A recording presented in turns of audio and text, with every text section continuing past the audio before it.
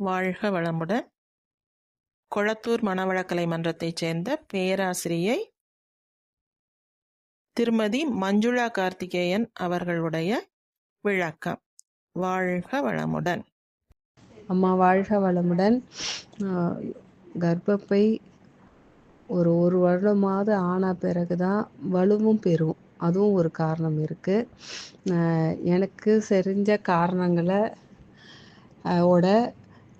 எனக்கு சில டவுட்டும் இருந்ததால் நான் ஒரு பேராசிரியர்கிட்ட கேட்டு உங்களுக்கு இதை அமைச்சிருக்கிறேன். இன்னொரு ரீசன், அப்போ தான் யூட்ரஸும் கொஞ்சம் பலம் பெறும்.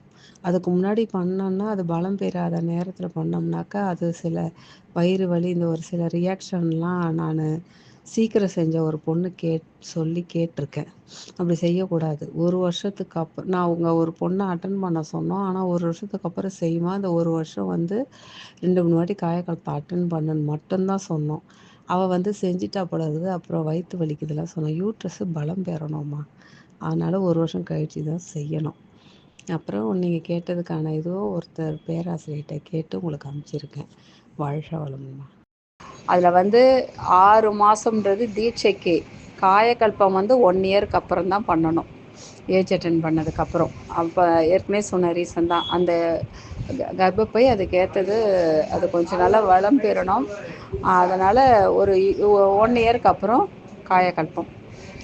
6 மந்த்ன்றது தீட்சைக்குங்கம்மா. வாழ்க வளமுடன்.